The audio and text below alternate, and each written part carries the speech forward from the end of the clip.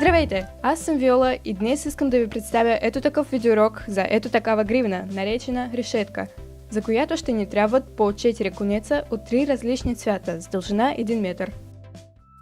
Закрепете конците на работната повърхност и ги разделете на 3 равни части според цвета им. Първо трябва да се оформи началото на гривната, затова започваме да плетем от централната част. Вземете най-десния конец от тази част и оплетете конеца вдясно от него с възел вдясно.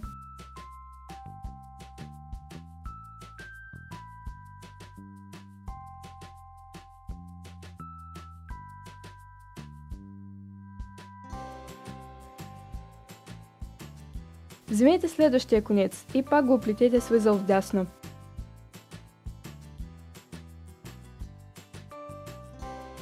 Същото нещо се прави с останалите два конеца.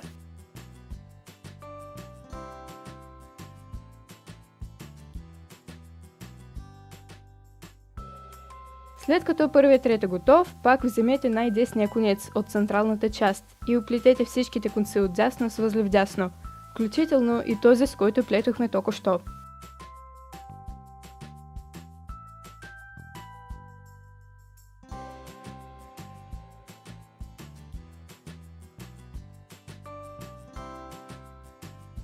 След това пак се взема най-десният конец от централната част и той оплита всичките конци отдясно.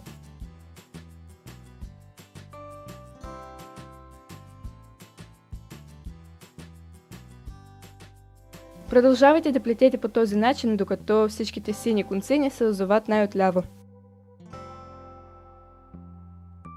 Направихме началото на гривната и сега е време да започнем да плетем пръчките на решетката. Започваме от сините конци.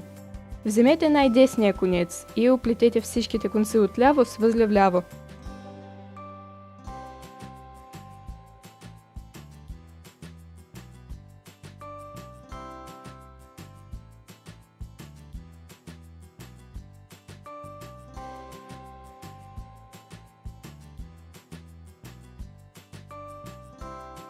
Отново вземете конеца отдясно и оплетете останалите с възел вляво.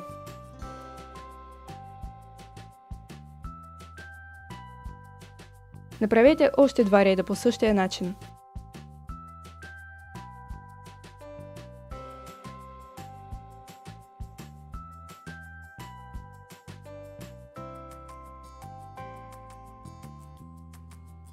Първата ни пръчка е готова. Сега направете същото с другите две, като вземете най-десния конец и оплитете тези отляво с възел вляво.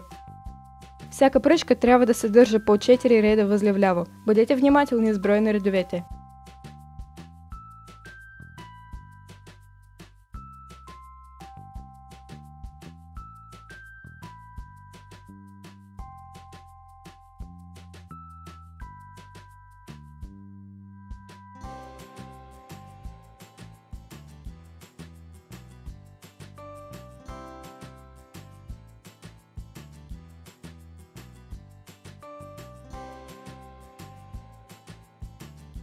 След като трите ни пръчки са готови, трябва да ги свържем.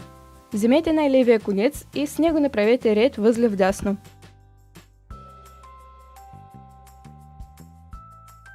Бъдете особено внимателни, когато свързвате две съседни пръчки.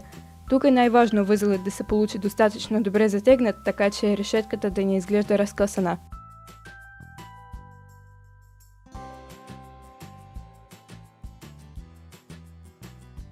Първият ред е готов. Сега отново вземете левия конец и оплетете другите с възел вдясно.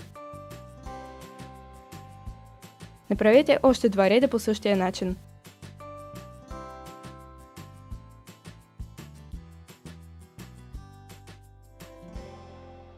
След като 4 свързващи реда са готови, отново плетете пръчките.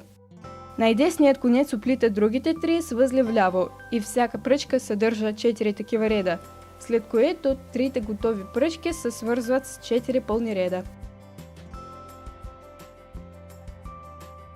След като сте направили последните 3 пръчки, не бързайте да ги свързвате. Тук трябва да се оформи краят на гривната. Първият свързващ ред се плете съвсем нормално. Левият конец оплита всичките конци отдясно с възел вдясно. Вторият ред обаче ще съдържа един възел по-малко, което означава, че сега конецът ни ще оплете не всичките 11 конеца, а само 10. И така в третия ред ще направим само 9 възела, в четвъртия 8 и така до последния ред, който ще съдържа само 4 възела.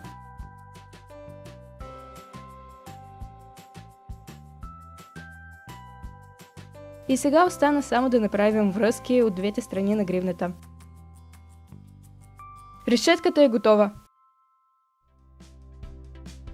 Ако ви е харесал този видеоурок, оставете долу под него своят палец нагоре и се абонирайте за канала ми за повече такива. Аз съм Виола и, както винаги, мир и късмет на вас и до скоро!